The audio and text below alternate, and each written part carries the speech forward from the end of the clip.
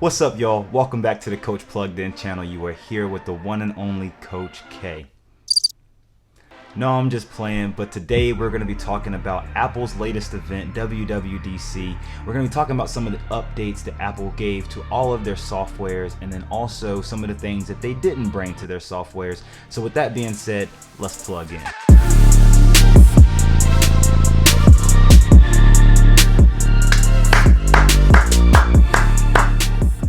Apple had probably the best keynote of keynotes I've ever seen. It was probably like the best well put together video that I have ever seen anyone put together, honestly, but especially for an event like this where they usually have it in person. For them to have this event all on the internet and streaming it on multiple platforms, the way the video is put together was very well done. So big ups to Apple for the keynote, and probably one of the best parts of the entire keynote itself was probably the video with the transitions and everything that they had with it, and the way they laid out the presentation. So big ups to Apple for the keynote itself. Now let's jump right into the software. And the first piece of software that they, kind of updated was actually iOS 14. A lot of rumors said that it was going to be named iPhone OS, which would have actually been kind of cool, but iOS 14 probably got the most major iOS update besides macOS, which we'll talk about later. But iOS got the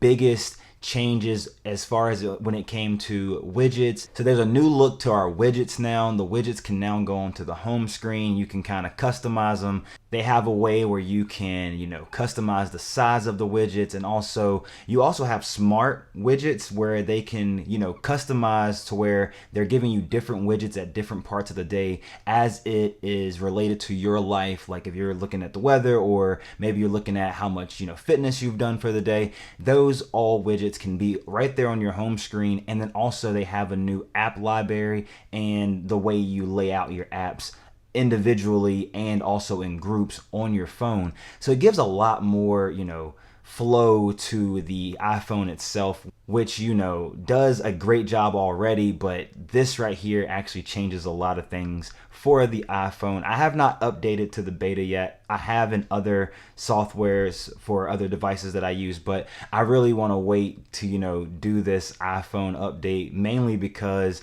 it will be a big distraction if I update right now. I will be doing a lot of playing around, trying to figure things out on that iPhone. So I'm just not going to upgrade right now. I'm going to wait it out. So the next biggest update was macOS Big Sur. I actually like the name, and then also with the way that they've done it, like the pictures that they've gotten of this, location and the name of it and how they've, come up with all of these. That is a big deal, but macOS probably got the biggest change to me out of all the OSs, because now they have like a more uniform look to the OSs, like the iPhone and the iPad, and the apps look a little different. A lot of people don't like the way the apps look, but there is a nice flow to the way Apple is doing things. It gave you a new command center up top, a little control center. Also, the bar at the very top is now see-through. And the biggest part about the macOS that we saw was, them having their own new Apple Silicon chips, and they're going away from the Intel chips, which I'm going to talk about in another video. But macOS Big Sur is definitely going to be one to rival many. Like, it's definitely probably one of the best OSs that I've seen in my personal opinion. And honestly, I think a lot of people are going to like it. I really love the new integration that they have with Safari. Safari looks really nice. I've actually downloaded Big Sur on my MacBook, and Safari looks really nice with the addition of the way it looks and the home screen, and being able to have a background on that home screen on Safari, and then also being able to have, extensions. Extensions is something that really holds a lot of people to Chrome, because Safari doesn't have extensions. Now, Chrome can, run up a lot of RAM. It can use a lot of your, CPU on your computer and everything like that. But Safari now having extensions changes the game for web browsing, which is really funny that I'm gonna talk about that in, iPadOS as far as like the web browsing part of it goes. And then lastly, the biggest upgrade to me on macOS is now that iOS and iPadOS applications, and developers of those applications can now run those applications on macOS.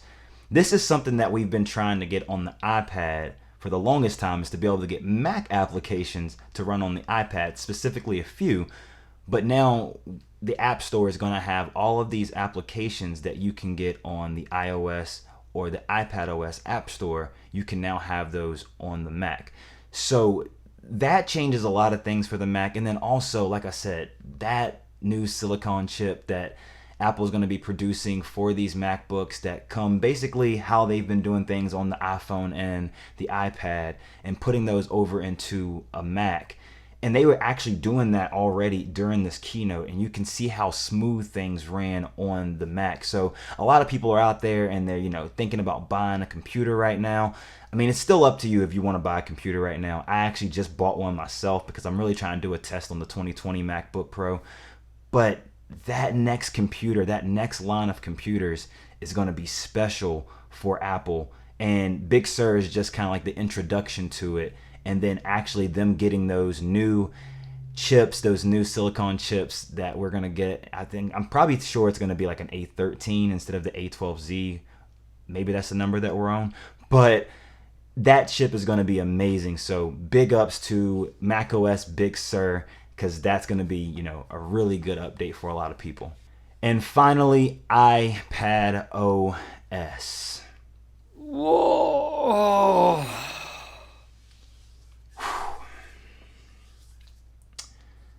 All right, so before we get to iPadOS, how about you guys, drop down, like this video real quick, and also comment below, what was your favorite part of the keynote from WWDC? Mainly, what was your favorite software update from WWDC, and what devices are you using it on, or what device can't you wait to use it on once you get that beta or once it drops out to the public? Let me know down in the comments below.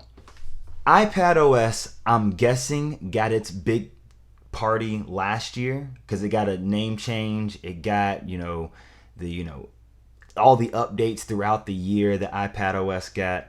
I'm thinking that their party was last year, and everybody just or at least Apple just was like, all right, how about you take a back seat this year, iPad, at the event, and we're gonna talk about some other things. Now iPadOS did get some great things. It got all of the features that iOS got in a lot of ways. It got a new search bar. It got new Siri support. It also got the slide over sidebar in music and files and a couple of other different applications that are already native apps on the iPad itself. But did we get everything that we wanted? I remember looking at my wish list during WWDC, and when they got finished with the iPad portion of it, I was like,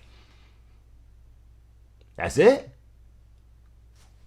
We're not going to talk about it?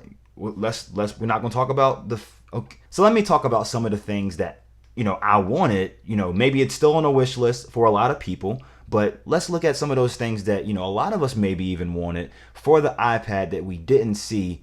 Maybe we'll see it in the future. Maybe we won't. Maybe Apple's, taking the year off on the iPad maybe. But let's jump into a couple of those things. So mainly, some of the things that I really enjoyed about the new iPadOS update was the look. The look is going to be great, with all of those new gestures. And then also we do get, some of those widgets, we get some of those widget gestures, and we get to, pick new sizes for the widgets and, multiple things. I really do enjoy, the widgets part of it, because the widgets have become such a big part of iOS in general, and especially on iPadOS with, being able to see the things that you want to see during the day, while you're doing things that are productive. They're a way to, take a step out of, doing, whatever you're doing on your iPad. So the widgets help a lot. And the big thing is, and they didn't say this out loud, but if you noticed in the keynote, you can now pick your default email and web browsing app.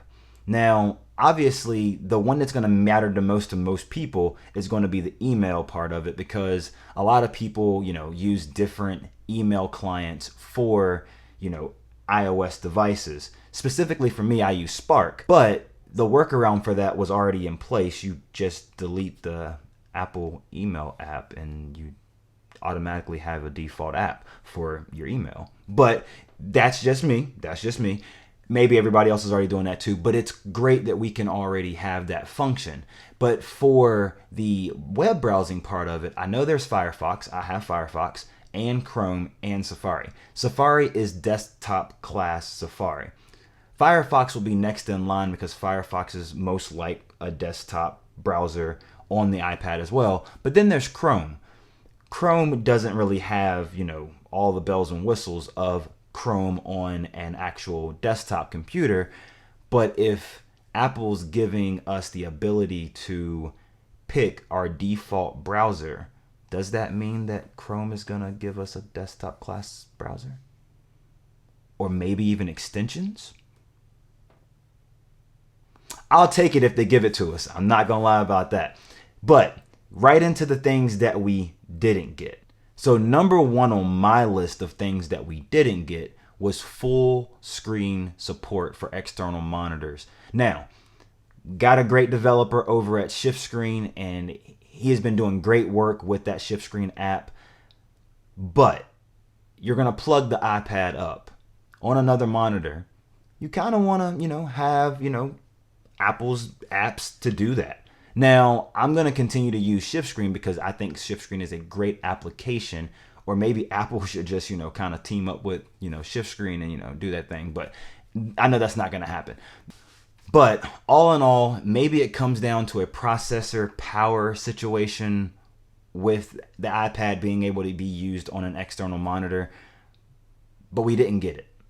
We didn't even talk about it. And I'm okay with that for right now, because maybe it might come at a later time.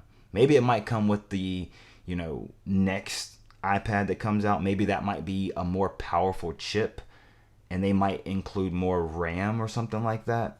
I don't know. The next thing, talking about RAM, was professional applications from the macOS system on the iPad Pro, specifically Final Cut Pro. I love LumaFusion to death. And I even love that now you can export LumaFusion on an XML, file, and you can pull it over to your Mac device and use it in Final Cut. So that right there is a great thing, but having Final Cut Pro on the iPad would be great. And the reason I say that is because now you can run, iPad and iPhone apps on the Mac. Can we at least get one? I think we are leaning towards more of like the Logic Pro thing. I've seen some people talk about that, but Final Cut Pro, that would be a very big game changer for a lot of people using the iPad. The last thing that we didn't, talk about, we just jumped right over it. The last thing we, didn't talk about was the Apple Magic Keyboard. So everybody talked about the fact that there weren't any function keys, which is understandable. The way the design is, set up, there weren't going to be many function keys anyway. But then I started to think to myself, everybody in their own mind started picking buttons on the iPad keyboard, on the Magic Keyboard here, that they don't use, that they could have possibly, done something with those. So I think about the fact that we, hold down the command key to look up any, shortcuts in any application and on the home screen. I know that we use the globe to pull up the emojis. So then I started thinking to myself, what if we use the globe and then left and right to do brightness on both the keyboard and the screen, because the keyboard adjusts automatically. And then what if we held down the globe button and up and down for volume control? I'd take that. Now we would still have to figure out a couple of other ones, but we didn't talk about we didn't talk about the Apple Magic Keyboard at all, to my knowledge. And for us to have such a pricey keyboard for this, iPad, I thought we would have talked more about how we could better use that iPad keyboard at the biggest event that Apple's going to hold all year. But I'm not mad at you, Apple. You guys did a great job, but just a couple things on my wish list. Maybe they're on your wish list too. Maybe you're trying to figure it out just as fast as I'm trying to figure it out. But keep me plugged in, because I'm trying to keep the people plugged in. You know what I'm saying? So with all of those thoughts, I have, downloaded iPadOS on my 10.2-inch iPad. I have downloaded macOS Big Sur on my MacBook Pro 13-inch. And I am loving what Apple is doing. I'm going to continue to love what Apple's doing. And if anybody's trying to get into any ecosystem and you're not in the Apple ecosystem, get in there. Get plugged into Apple immediately because they're doing great things. Even if they're not always giving you what you want, don't complain because they're giving you a lot across a lot of devices as well. Now, there are some things that we still want in all of these devices, Macs, iPhones, iPads, watches, TV, that we're gonna get at some point, and it's all about how Apple determines how they come out. And that's the best part about Apple, is that they get to determine when they do things, and they do it in such a way that people get kind of upset about it, but they still do it. That's the part I like about Apple. If I tried that, it's not working. If I try not to upload a video for 3 months, y'all not watching no more. I know. But that's all I have today. My next video is gonna be talking about that Apple, silicon chip and macOS Big Sur and some of the things that I like about it, and if you should even be buying a computer right now. So stay tuned for that. It's gonna be in the description below, or matter of fact, how about you just subscribe to the channel and hit that bell icon, because then you'll know when that video drops. But that's all I have for today. I hope everybody's staying safe, staying well, and staying positive out in the world right now. But that's all I have. This is Coach K. Peace.